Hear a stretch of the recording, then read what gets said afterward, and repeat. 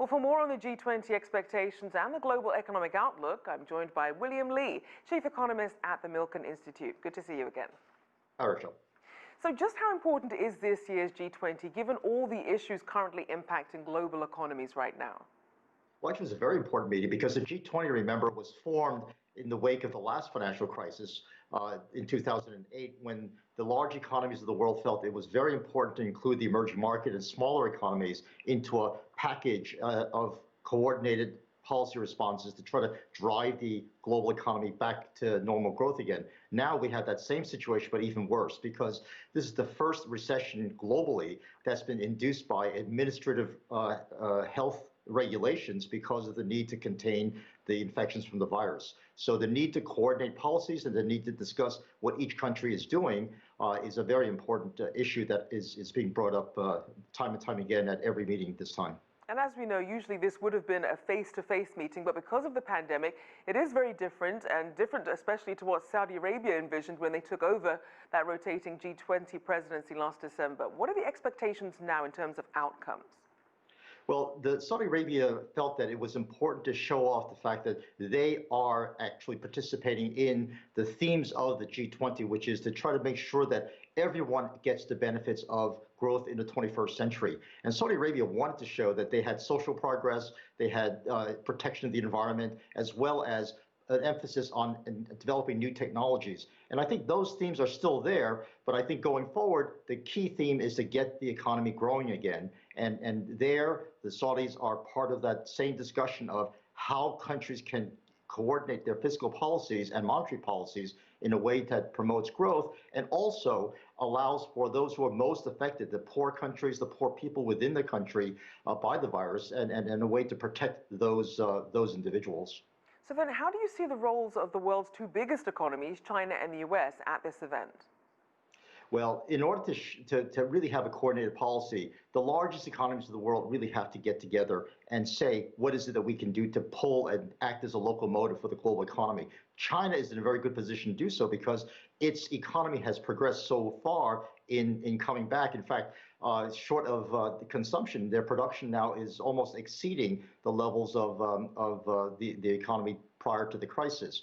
And so China really has to take a leading role as a leader and a locomotive for the global economy, and the United States is not doing as well, but it also, because of its size, and is going to have to take the same role. People are doubting China's ability to do this because President Xi had talked about the dual circulation strategy that emphasizes more domestic demand. And lately, President Xi has been going around to all the APEC countries and all the regional countries in the Pacific, trying to reassure everyone that China continues to be a member of the global trading economy.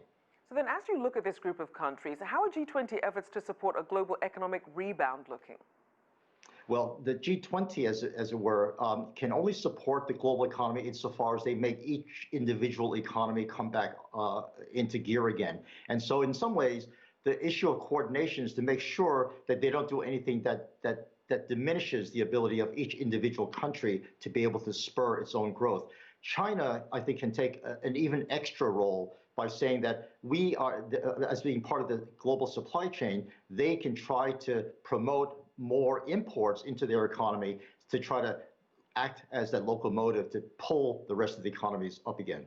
And as you mentioned, obviously these economies have their own challenges. You have Saudi Arabia, which obviously is very, very focused on it. Its crude oil industry relies 80% of its economy on it. So what do you see as the biggest challenge then to really turning this group of economies around? I think one of the things that in the short run is just a pure macro issue of getting enough fiscal stimulus. And the key is to contain the virus and to really find a way to distribute vaccines in a way that effectively protects the people so that they can go back to their jobs again. Slightly into the medium and longer term, the key issue facing Saudi Arabia and a lot of the emerging market economies is how to pay off the huge debt burden that they've encountered.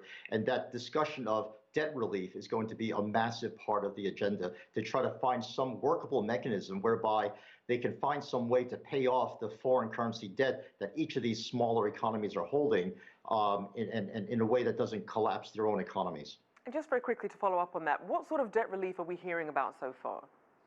Well, so far it's really delaying payments and stretching out payments. I don't think there are any serious discussions so far of saying just pure debt forgiveness, because that really creates the wrong incentives. And so I think the issue is to be able to find a way of stretching out payments, and also the key is to really be able to pay off your debt, Right. and to be able to boost the economy so they can have more ability to pay. All right, thank you as always. William Lee there, Chief Economist at the Milken Institute.